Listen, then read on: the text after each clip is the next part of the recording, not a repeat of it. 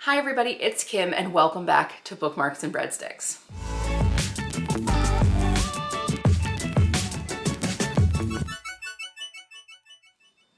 Welcome back to Bookmarks and Breadsticks. I am happy to say my birthday is next month. I don't do a whole birthday month, but I should say that Dan asked me out 9 years ago on my birthday. And now that we're married, we have an anniversary in September, which means this is the first year in 9 years that my birthday is just mine and I don't have to share it with our anniversary. So I'm super excited. Dan and I have been together for 9 years, which means he's had to do a lot of gifts and isn't always sure what to get me anymore because obviously I own a lot of books. So I put together a wish list of books that are debuting in fall, winter releases. So this video is really Kim's wish list plus anticipated reads that are coming out in the fall and winter, basically through the rest of 2021. So since I don't own any of these books, I'm just gonna have to put pictures over there. If I look down a lot, it's because I'm reading off of my cheat sheet, aka my Amazon wish list. All right, first up, Taming Fruit, How Orchards Have Transformed the Land by Bernard Brunner. This comes out September 19th, so pretty soon actually. So Taming the Fruit is just like it sounds. It's going to be all about the study of orchards, and I think orchards are very important. I also hope that this touches on the negative impact of orchards, such as the mass amount of almond orchards over in California, and how that is a very water inefficient nut that is already in a water restricted area. Next up, Tastemakers, 7 Immigrant Women Who Revolutionized Food in America by Mayuk Sen. This comes out also September, oh no, sorry.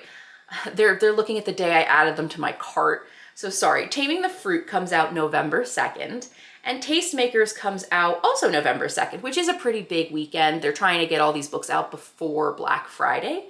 So Tastemakers, 7 Immigrant Women Who Revolutionized Food in America. I am so excited. I'm actually wearing my Daughter of an Immigrant shirt. I am proudly the daughter of an Iranian. My dad came from Iran to pursue a degree at Stony Brook University many years ago.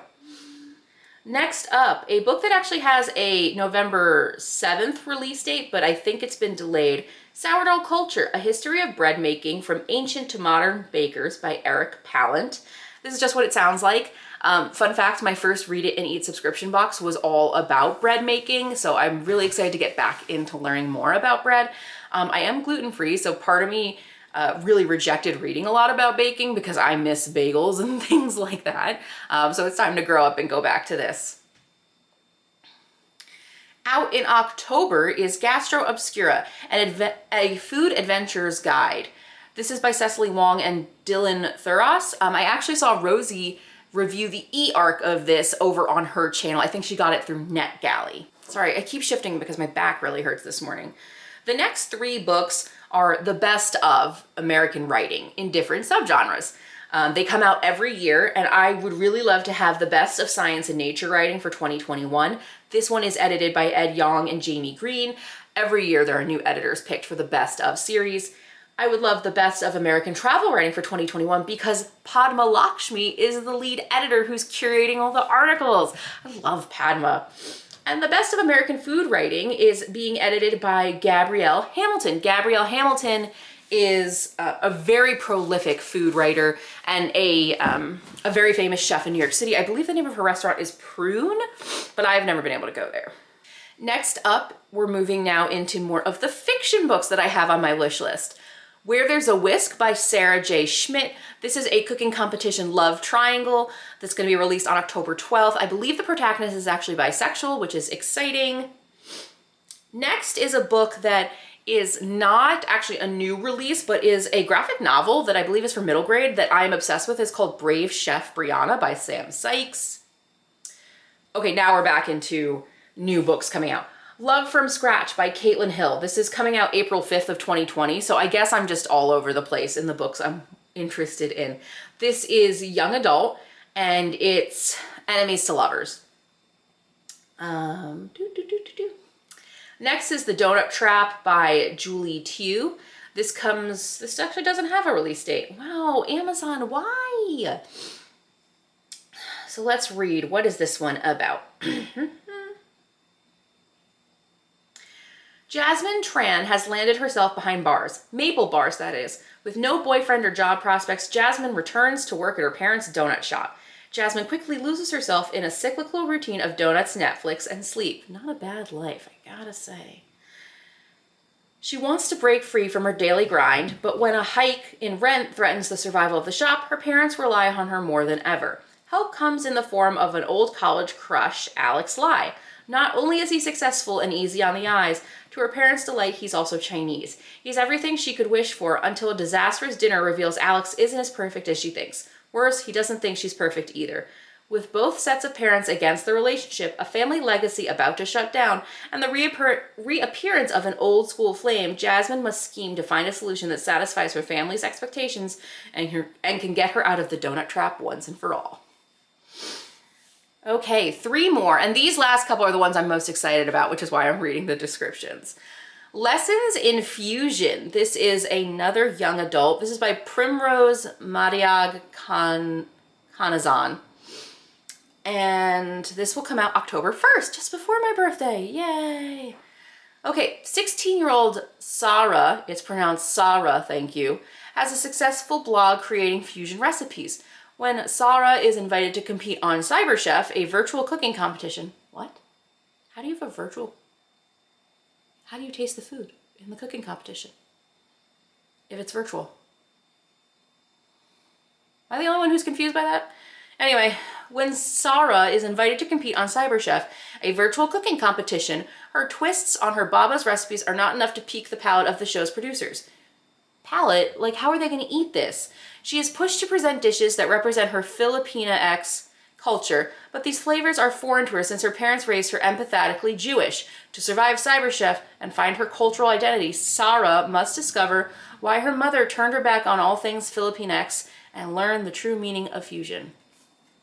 Still a little confused about the cyber cooking show, but I'm intrigued. Next up is The Heartbreak Bakery by A.R. Capita. This comes out October 12th. Sid, no pronouns please, has always dealt with big, hard to talk about things by baking. Being dumped is no different, except now Sid is baking at the Proud Muffin, a queer bakery and community space in Austin. Super cool. And everyone who eats Sid's breakup brownies breaks up. Whoops. And their breakup might take the bakery down with it. Being dumped is one thing. Causing ripples of queer heartbreak throughout the community is another. Oh, that's funny. But a cute delivery bike person, Harley, he or they, check the pronoun pin, it's probably on the messenger bag, believes Sid about the magic baking. And Harley believes Sid's magical baking can fix things too. One recipe at a time. How fun would it be if you wanted to break up with someone and you could order breakup brownies and you gave them to someone and then they broke up and you're like, oh well.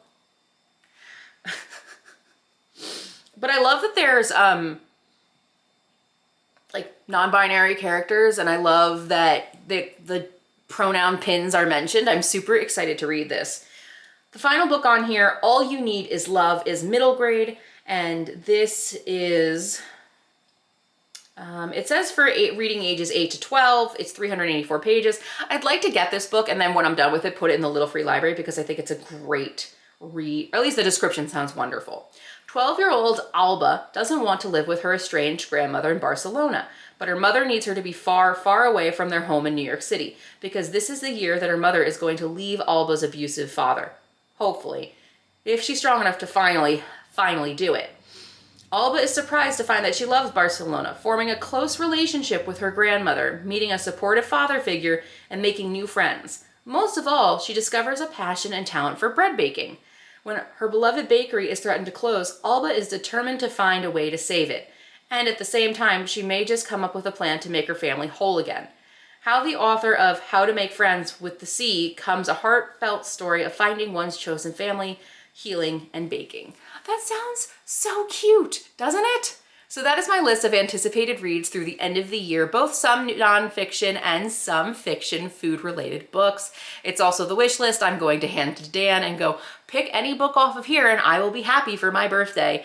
Amazon wish lists are great for that. I do wish that bookshop.org had a wish list That way I could still be supporting independent bookstores, but the Amazon wish list is a lot easier to share with family and friends because then they can pick and still keep it a surprise.